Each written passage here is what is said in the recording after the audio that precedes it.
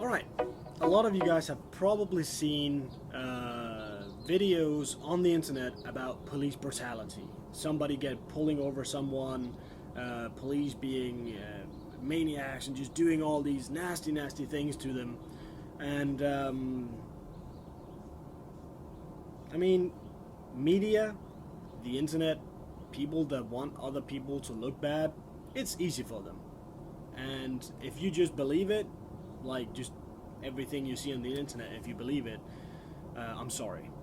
I've had 3 encounters with police officers in the United States since I've been here. I think it might be because I'm driving around rental cars, so they want to, check out who am I and what am I about. So I'm just gonna tell you a little bit about these 3 encounters, because I was, well, the first time I was actually a bit intimidated by it, because you have all these thoughts. I've seen the videos on the internet as well with police brutality, police being totally unreasonable and just, yeah. But I'm starting to understand that they don't do that unless you are being unreasonable. So if you get pulled over, just listen to what they say. Don't be a jerk about it. Don't refuse to do what they say. Just comply and be a nice guy. If you're a nice guy, they are going to be a nice guy as well. So first time I got pulled over, I was actually already pulled over. I was talking to my brother on the phone, and I didn't want to drive and talk and manage GPS and do all those things. I want to focus on driving because I am still a new driver. So I was pulled over, and this police car pulled up behind me, and the guy got out. So I thought, okay, that's intimidating. He was walking towards my car, and he was actually holding his hand on his gun, which was even more intimidating. I was like, okay. In a split second there, I thought, okay, am I in trouble now? Is this going to be bad for me?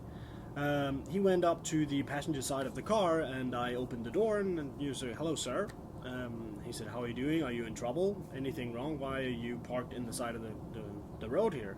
It was not really the side of the road. It was like this big space where you could just drive in and park. So I talked to him, and I told him, I'm just doing a road trip. My brother called me on the phone, and I didn't want to drive and call, and he was really surprised about that. Apparently everybody in the United States drives and talks on the cell phone. So we just had a little chat. I told him what I was about, and he didn't even ask to see registration, driver's license, anything. He was just checking up on if I was okay.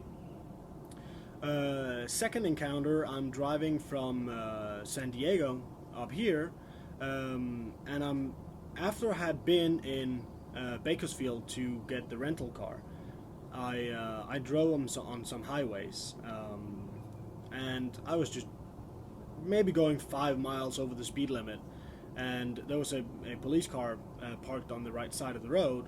Drove by him, he turned on the lights, and I just pulled over. He came up, asked for my driver's license and registration. I showed it to him. He said, oh, I haven't seen one of these driver's licenses before. Where are you from? I said, well, I'm from Denmark, just doing a road trip. My car broke down. I told him my story, and he really felt sorry for me. He was like, oh, well, that's a bummer.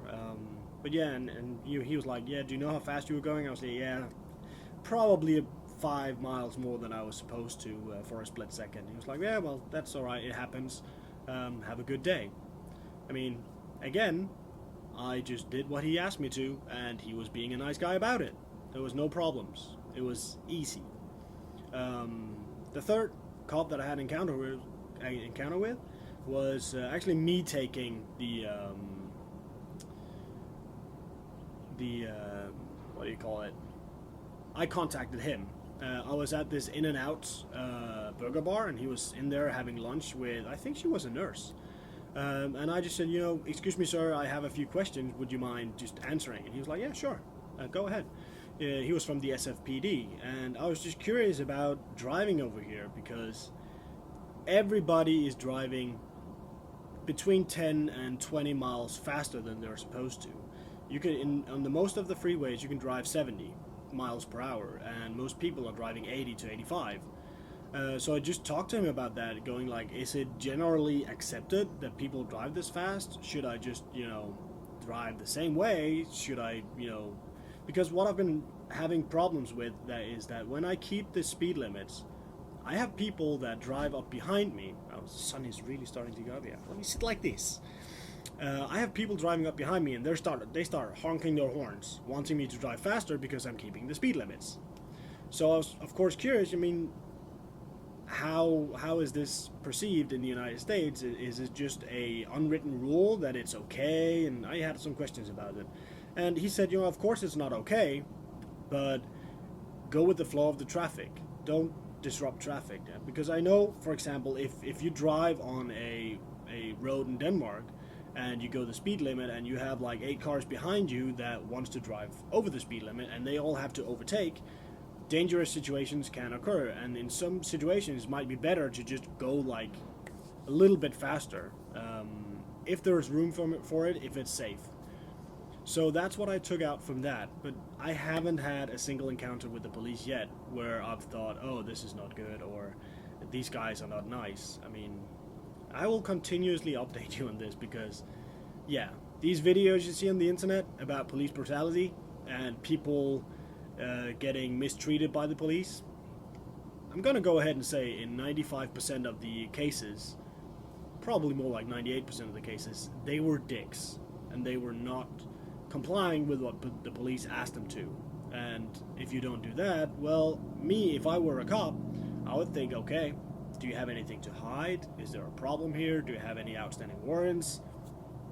Whatever. Who are you? Why don't you want to give me your driver's license? Let me see who you are. So, yeah, don't believe everything you see on the internet.